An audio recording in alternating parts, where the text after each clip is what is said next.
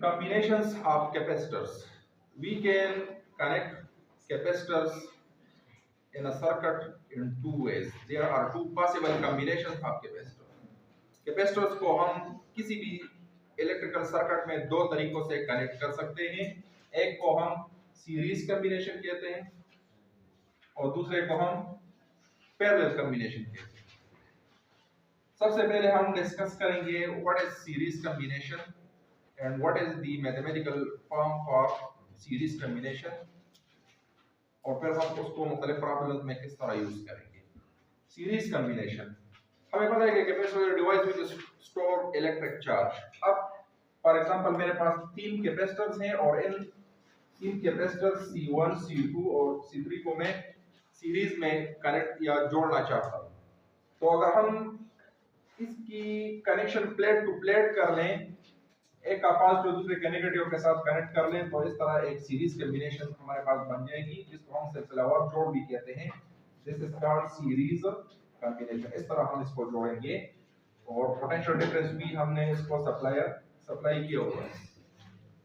हमें पता है कि सीरीज कॉम्बिनेशन में वोल्टेज सेम नहीं होता हर एक के अक्रॉस। चार्ज तमाम के अक्रॉस सेम होगा। Q1 Q2 Q3, but voltage across each is different and the total voltage is equal to the sum of the individual voltages V1, V2, V3 across these capacitors. इस वजह से मैंने यहाँ पर लिखा हुआ है V is equal to V1 plus V2 plus V3 while Q1 is equal to Q2 is equal to Q3 in series combination. अब हमें पता है Q is equal to CV, तो V हमारे पास हो गया Q by C। तो मैं यहाँ पर V को Q by C पर रिप्लेस करता हूँ क्योंकि मेरा मकसद यहाँ पर combination of capacitor में equivalent capacitance which having the same effect as that of the individual capacitor capacitance। तो equivalent capacitance के लिए मैं एक रिलेशन यहाँ पर डिराइव करना चाहता हूँ जिसको मैंने यहाँ पर CE का नाम दिया है। CE का मतलब है equivalent capacitance या total capacitance। इस वजह से मैंने V को यहाँ पर रिप्लेस किया है Q by C पर। तो V1 का हमारे पास हो गया Q by C1, V2 हो गया Q by C2 और V3 हो गया Q by C3। यहाँ पर मैंने Q के साथ Q1, Q2, Q3 नहीं लिखा है क्योंकि हमें पता है कि Q is equal to Q1 is equal to Q2 is equal to Q3। Charge is same across all of these। तो अब मैं यहाँ पर Q को कॉमन ले रहा हूँ और इस साइड पर भी मेरे पास Q है तो Q के साथ कट किया। हमारे पास फाइनल रिलेशन आ गया 1 over CE is equal to 1 over C1 plus 1 over C2 plus 1 over C3। Generalise form में अगर मेरे पास मोर देन 3 कैपेसिटर्स हो तो मेरे पास फाइनल रिलेशन आएगा 1 over CE is equal to 1 over C1 plus 1 over C2 up to 1 over CN। अच्छा, ये तो हो गया सीरीज कॉम्बिनेशन। अब मैं आता हूँ पैरेलल कॉम्बिनेशन की तरफ। पैरेलल कॉम्बिनेशन हमारे पास मुतवाज़ी जो जोड़ है हम उसकी वजह यहाँ पर करेंगे कि आया अगर मेरे पास कैपेसिटर को मैं कनेक्ट करना चाहूँ पैरेलल में, तो पैरेलल में हमारे पास उसके लिए क्या इक्विवेलेंट कैपेसिटेंस होगी। तो पैरेलल के लिए हमें पता है कि charge across each is different end voltage V across these 2 points to all of these 3 capacitors is same। Voltage across all of these is same between these 2 points A and B, but charge is different across these Q1, Q2 and Q3 यहाँ पर मैंने mention किया हुआ है।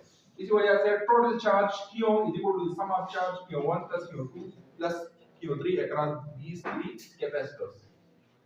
अब हमें पता है कि Q is equal to CV, तो C को मैंने यहाँ पर CE लिखा है क्योंकि मैं यहाँ पर इक्विवेलेंट कैपेसिटेंस फाइंड करना चाहता हूँ। उसके साथ मैंने V लगाया है। इस तरह Q1 is equal to C1V, Q2 is equal to C2V, Q3 is equal to C3V। और यहाँ पर जो V है इसको मैंने V इसी वजह से लिखा है V1, V2, V3 नहीं लिखा है क्योंकि हमें पता है कि पैरेलल कॉम्बिनेशन में V सेम होता है ऑल ऑफ दिस के क्रॉस। इस वजह से मैं यहाँ पर V को कॉमन ले रहा हूँ। V को मैंने कॉमन लिया है तो अंदर C1 plus C2 plus C3 रह गया। दोनों साइड से V कट जाएगी और फाइनल रिलेशन आएगा C is equal to C1 plus C2 plus C3 जो कि required equivalent capacitance of this capacitor है।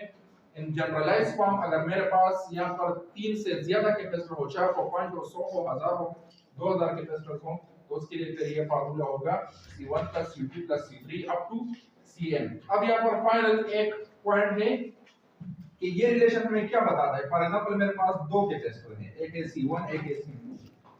तो equivalent capacitance in parallel combination is always greater than the individual capacitor capacitance, क्योंकि for example एक है 1 दूसरा है 2, तो 1 + 2 = 3 माइक्रोफैराड।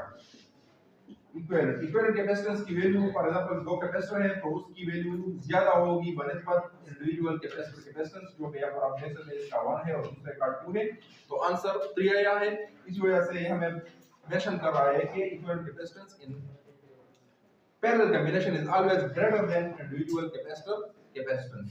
और यहाँ पर जब मैं देखूं तो यहाँ पर हमें ये रिलेशन बताता है कि फॉर एग्जांपल अगर एक कैपेसिटर का कैपेसिटेंस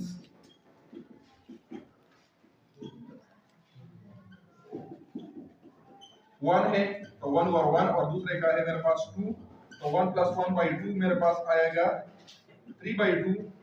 3/2 की वैल्यू 1 से कम है, और सॉरी 1 से 3/2 आएगा। और उसके बाद जब मैं इसको उलट करूंगा तो फिर CE की वैल्यू मेरे पास 3/2 की जगह 2/3 हो जाएगी। तो 2/3 की वैल्यू हमारे पास 1 से कम है, जबकि इंडिविजुअल कैपेसिटर की जो कैपेसिटेंस है, एक का है 1 C1 = 1 माइक्रोफैराड और दूसरे का है C2 = 2 माइक्रोफैराड। तो ये 1 से भी और 2 माइक्रोफैराड से भी कम वैल्यू हमारे पास यहाँ पर दे रही है इक्विवेलेंट कैपेसिटेंस। तो इसका मतलब है कि in series combination the equivalent capacitance is always less than the individual capacitor capacitance, while in parallel combination the equivalent capacitor capacitance is always greater than the individual capacitor capacitance। Thanks.